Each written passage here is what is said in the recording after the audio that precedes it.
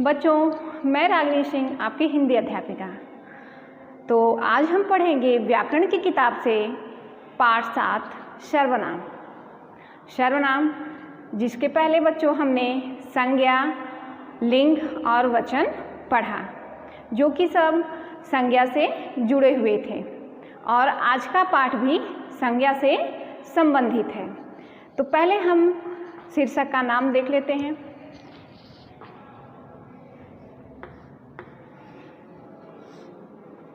पाठ 7 सर्वनाम।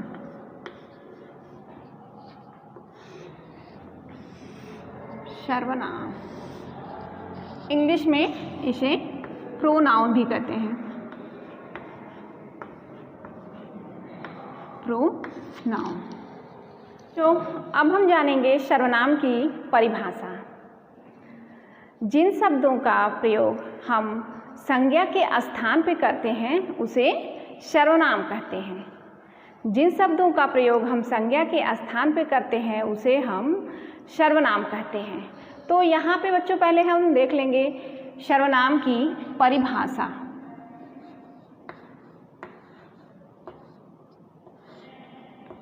सर्वनाम की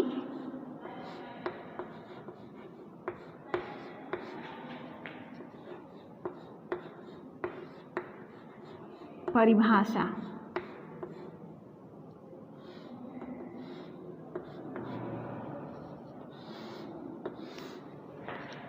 जिन शब्दों का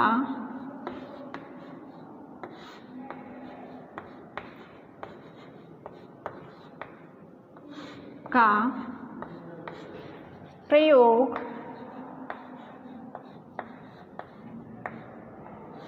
हम संज्ञा के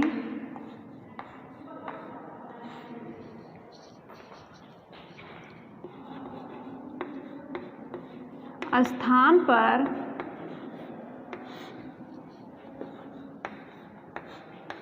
करते हैं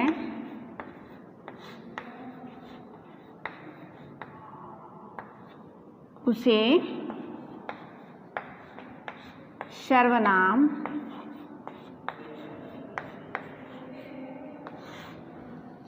कहते हैं।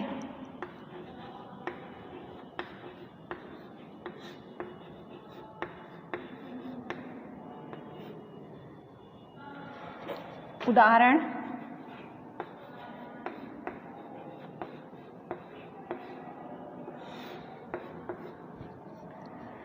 सर्वनाम की परिभाषा में बच्चों आपने देखा, जिन शब्दों का प्रयोग हम संज्ञा के स्थान पर करते हैं उसे हम सर्वनाम कहते हैं। अर्थात कहने का मतलब ये है कि संज्ञा शब्दों की बार बार पुनरावृत्ति न हो, इसके लिए हम सर्वनाम का प्रयोग करते हैं। वाक्यों में वाक्यों का सौंदर्य बढ़े, इसलिए हम सर्वनाम का प्रयोग करते हैं। उदाहरण में हम देखेंगे, जैसे सर्वनाम शब्द कौन कौन से हैं? मैं, हम, आप, तुम, वे आदि।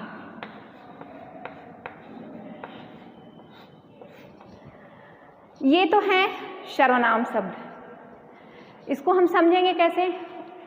संज्ञा शब्दों की पुनरावृत्ति कैसे न हो और हम सर्वनाम शब्द का प्रयोग करें, उसके लिए हम एक उदाहरण देखेंगे।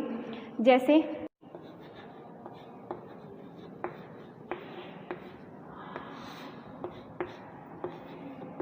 राम एक अच्छा लड़का है। राम रोज नियम से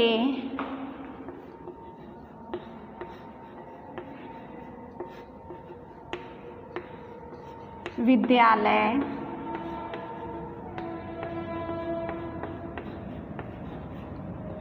जाता है। राम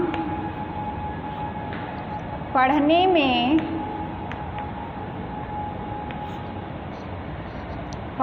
में बहुत होशियार है।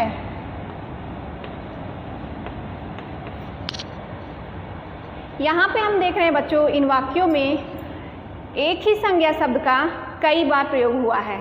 जैसे राम एक अच्छा लड़का है, राम रोज नियम से विद्यालय जाता है, राम पढ़ने में बहुत होशियार है। तो यहाँ पे एक ही संज्ञा शब्द का प्रयोग बार बार हुआ है। अगर हम इसके स्थान पे, इस संज्ञा के शब्द के स्थान पे सर्वनाम का प्रयोग करते हैं तो वाक्य का सौंदर्य बढ़ जाता है और वाक्य पढ़ने में और भी अच्छा लगता है। जैसे राम एक अच्छा लड़का है, राम संज्ञा शब्द है। सर्वनाम अगर इसको हम करेंगे तो यहाँ होगा वह रोज नियम से विद्यालय जाता है। राम वह पढ़ने में बहुत होशियार है। राम का एक मित्र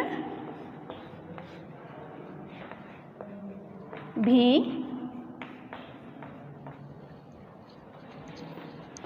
है।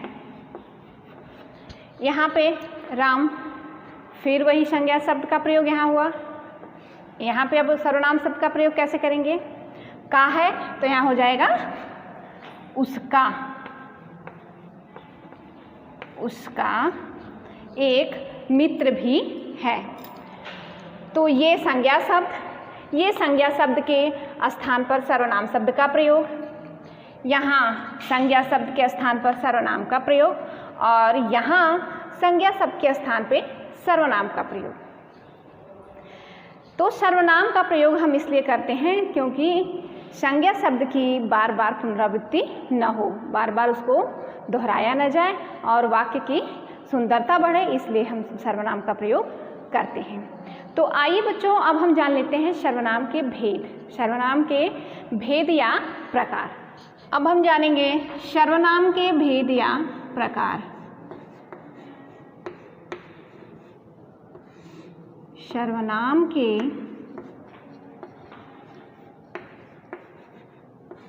भेद या प्रकार।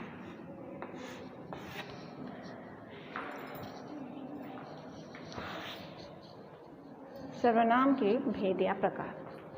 तो सर्वनाम के मुख्य रूप से 6 भेद होते हैं। सर्वनाम के मुख्य रूप से 6 भेद होते हैं।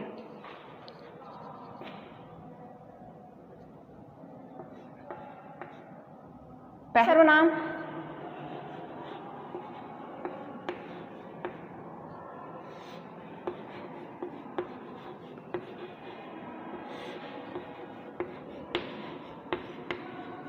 पुरुषवाचक सर्वनाम, दूसरा निश्चयवाचक सर्वनाम,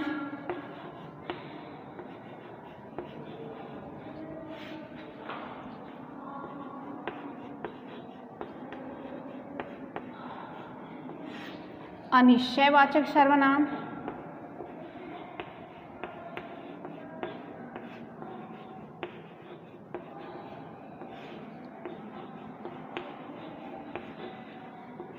अनिश्चयवाचक सर्वनाम,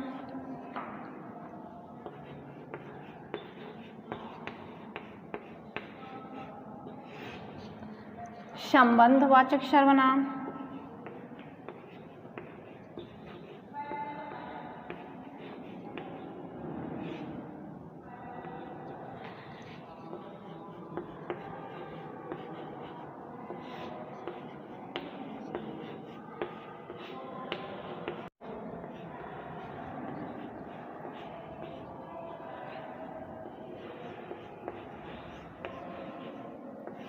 वाचक सर्वनाम,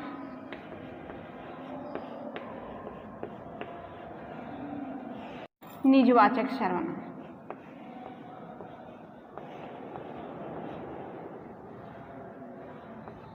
निजवाचक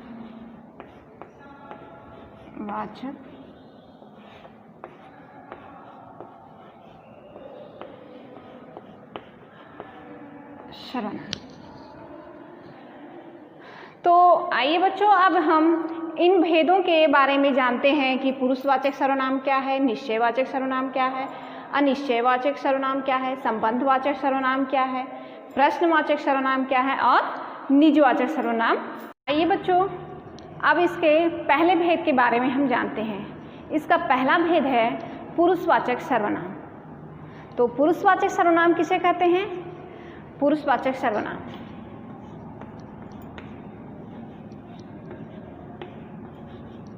पुरुषवाचक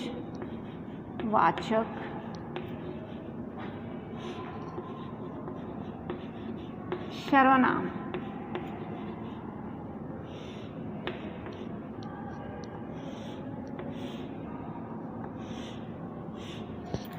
पुरुषवाचक सर्वनाम हम उसे कहते हैं जिस सर्वनाम शब्द का प्रयोग बोलने वाला अपने लिए, सुनने वाले के लिए तथा अन्य व्यक्तियों के लिए करता है, उसे हम पुरुषवाचक सर्वनाम कहते हैं।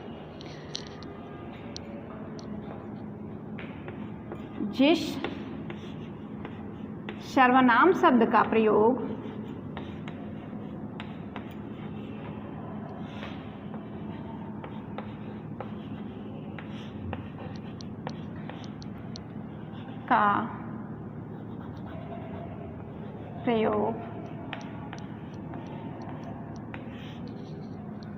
बोलने वाला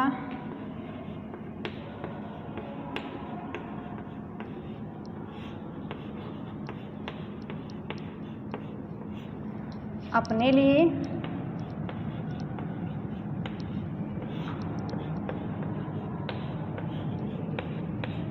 सुनने वाले के लिए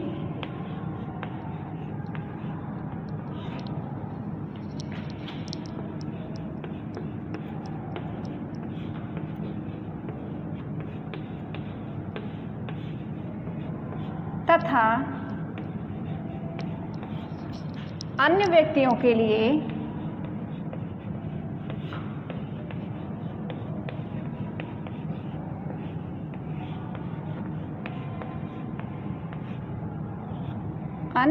के लिए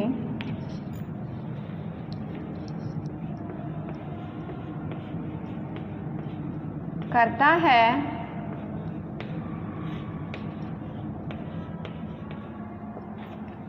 उसे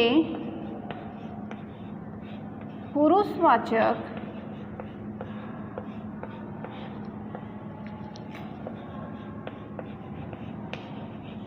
सर्वनाम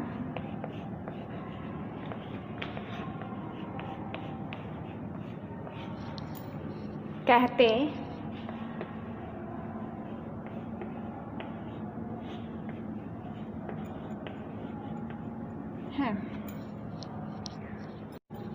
पुरुषवाचक सर्वनाम का उदाहरण देखेंगे।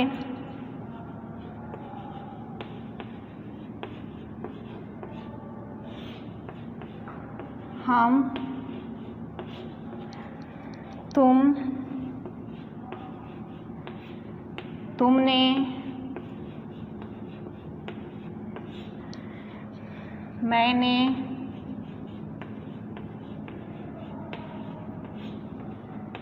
मेरा आदि।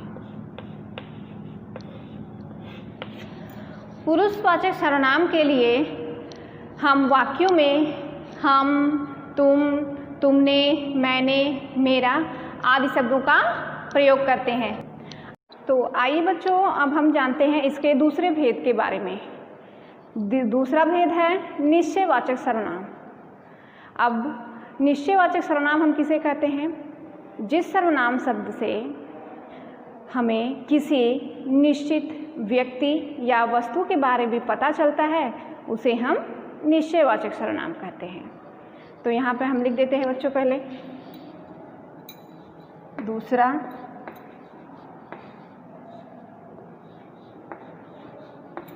निश्चय वाचक सर्वनाम।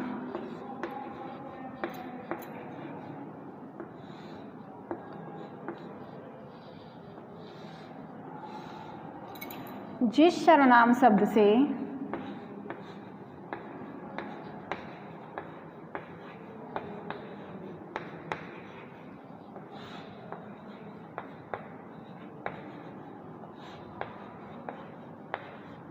सर्वनाम शब्द से हमें किसी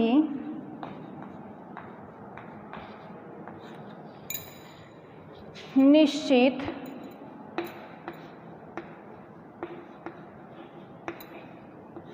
व्यक्ति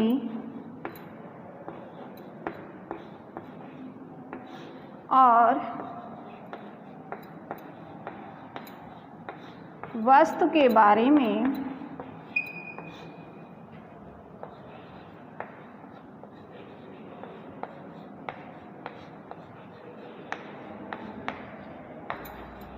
पता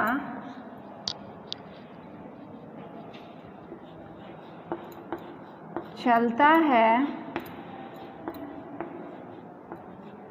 उसे निश्चयवाचक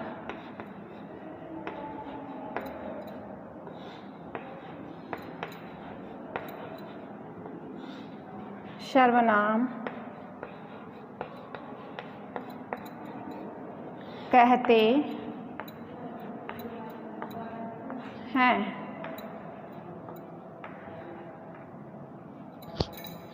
जैसे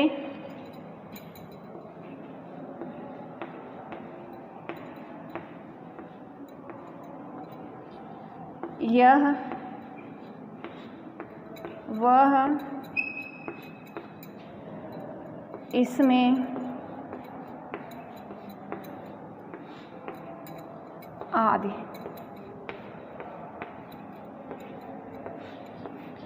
वाक्यों में हम इसका उदाहरण देखेंगे।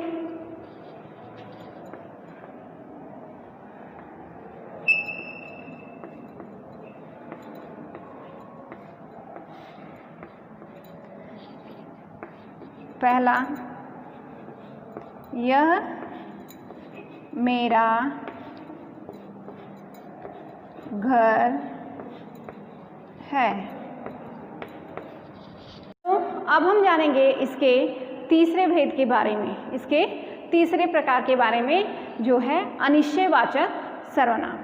अनिश्चयवाचक सर्वनाम किसे कहते हैं? जिस सर्वनाम शब्द से हमें किसी निश्चित व्यक्ति या वस्तु के बारे में पता नहीं चलता, उसे अनिश्चयवाचक सर्वनाम कहते हैं। तीसरा,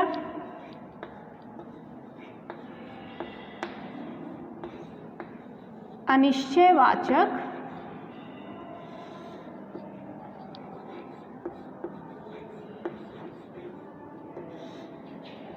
सर्वनाम।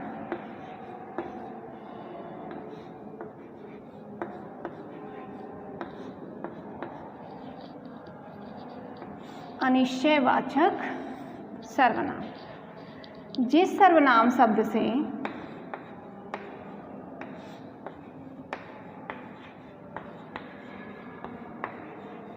सर्वनाम शब्द से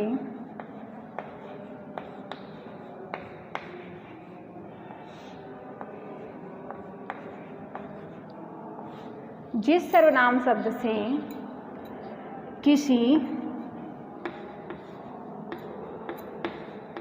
निश्चित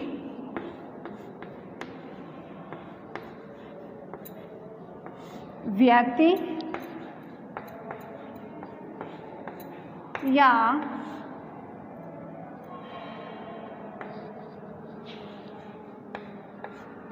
वस्तु के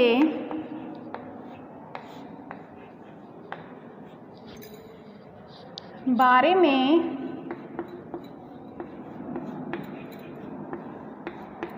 पता नहीं चलता,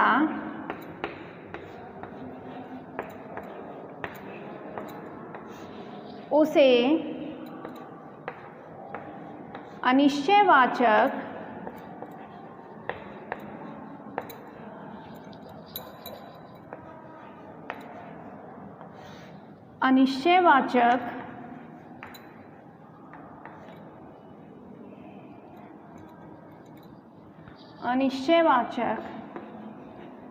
सर्वनाम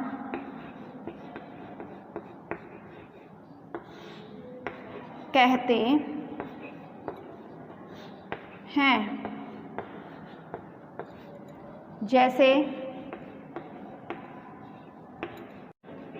कोई, कुछ आदि। अब हम वाक्यों में इनका उदाहरण देख लेते हैं। पहला, बाहर कोई खड़ा है। दूसरा, चाय में कुछ पड़ा है। तो आइए बच्चों, अब इसके हम चौथे भेद के बारे में जानते हैं। चौथा भेद है प्रश्नवाचक सर्वनाम। चौथा है प्रश्नवाचक सर्वनाम। प्रश्नवाचक सर्वनाम किसे कहते हैं? जिस सर्वनाम शब्द से प्रश्न का बोध होता है उसे हम प्रश्नवाचक सर्वनाम कहते हैं। प्रश्नवाचक सर्वनाम किसे कहते हैं?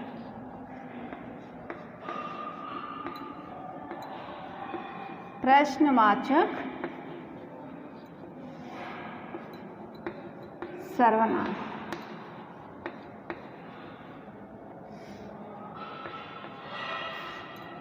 जिस सर्वनाम शब्द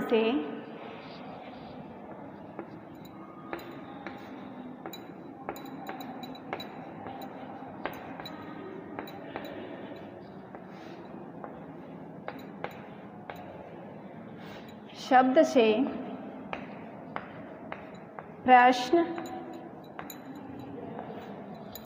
होने का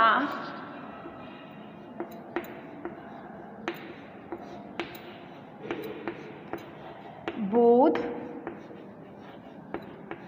होता है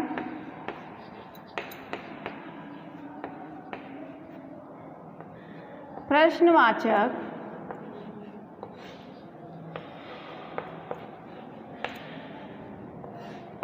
सर्वनाम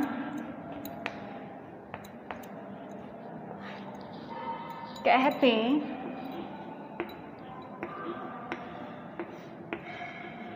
हैं।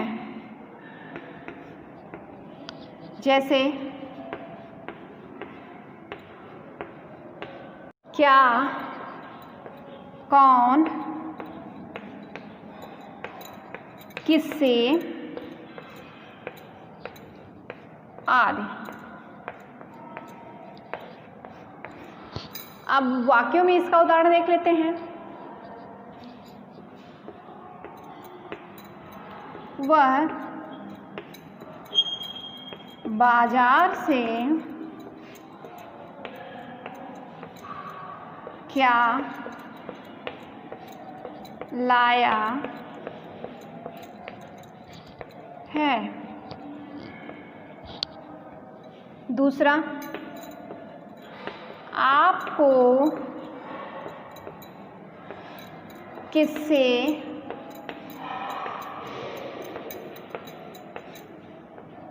मिलना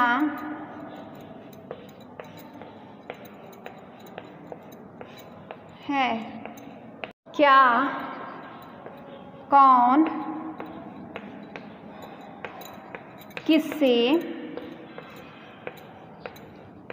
आदि। अब वाक्यों में इसका उदाहरण देख लेते हैं। वह बाजार से क्या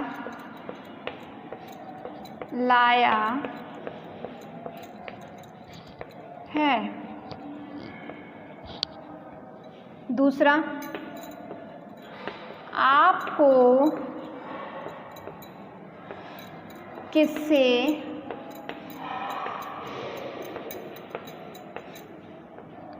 मिलना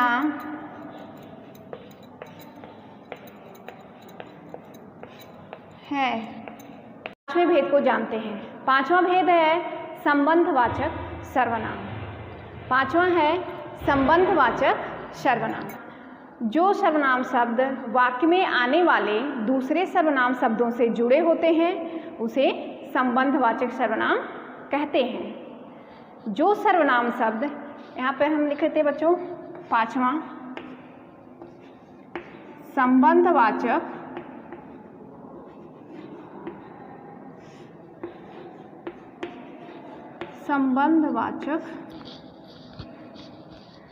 सर्वनाम।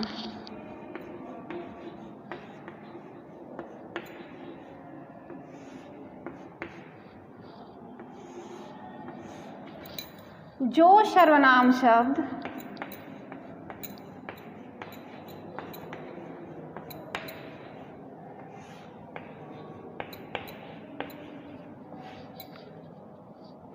वाक्य में आने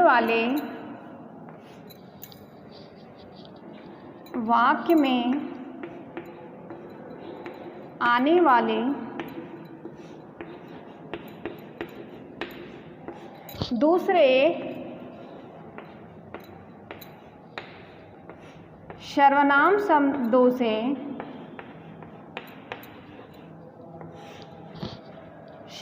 से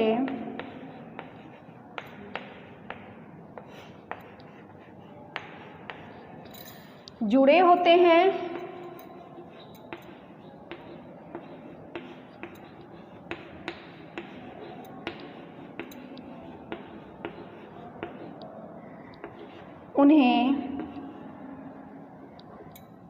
उसे संबंधवाचक सर्वनाम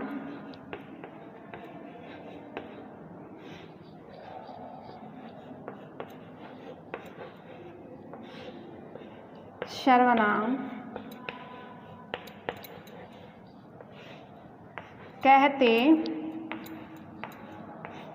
हैं। जैसे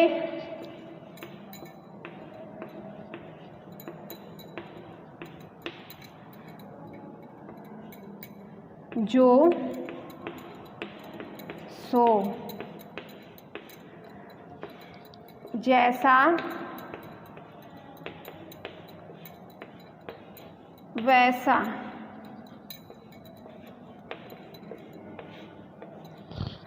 जिसकी,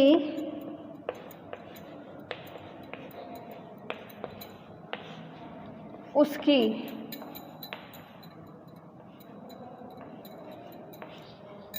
आदि।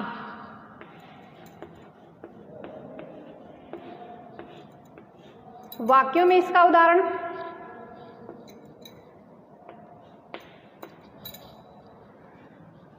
जैसा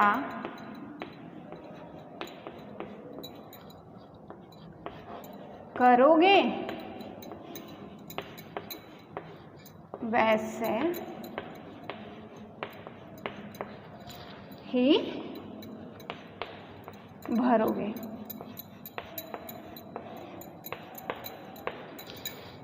आदि।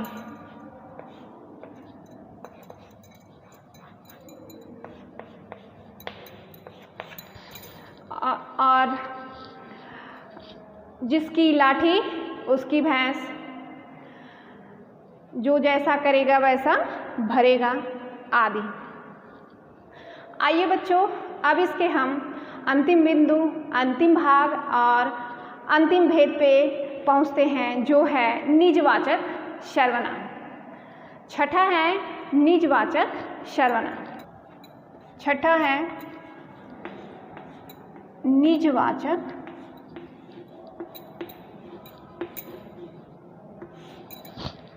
सर्वनाम।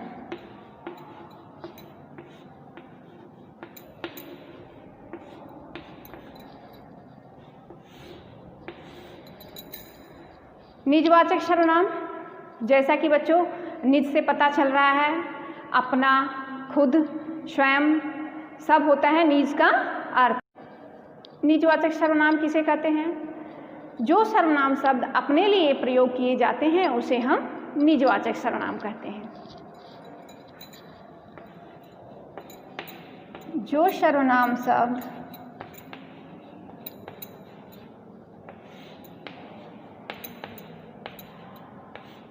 अपने लिए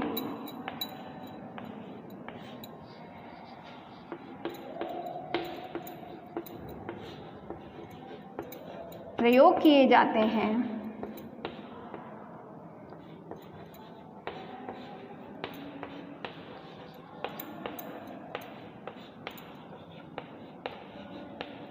उन्हें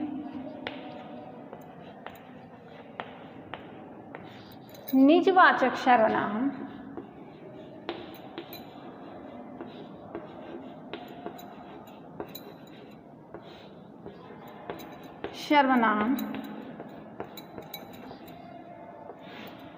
कहते हैं।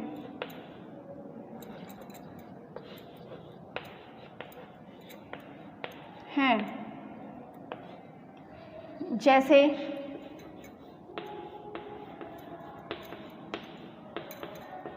खुद, स्वयं, अपने आप, अपने आप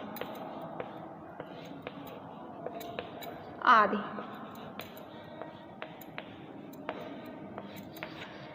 वाक्यों में इसका उदाहरण, जैसे हमें अपना काम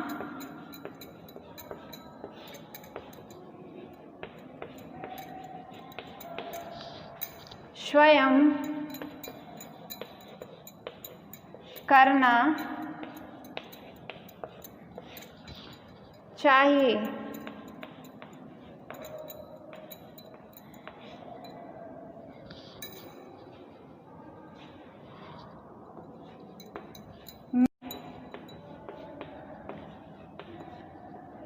अपने आप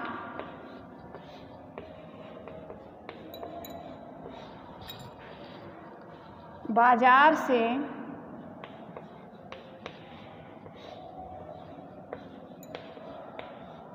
पुस्तक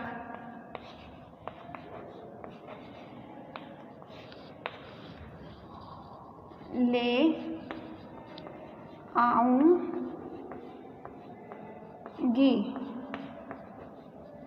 आज के लिए बच्चों इतना ही। अगले पाठ के साथ हम फिर मिलेंगे। तब तक के लिए धन्यवाद।